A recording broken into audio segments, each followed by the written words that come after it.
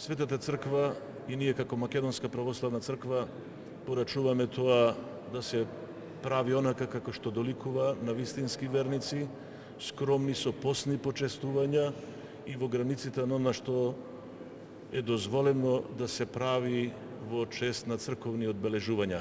За ова година особено се препорачува и заради други причини големите огнови да се намалат, а таму каде што може и воопшто да не се палат, затоа што е подобро да се помогне некое сиромашно семејство, отколку ете така да се потрошат само за неколку сата огромни количини на дрва.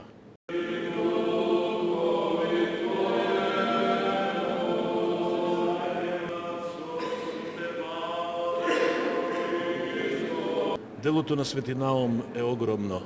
Тој е основоположник на нашето монаштво на нашиве простори, светител со голем култ и голем чудотворец.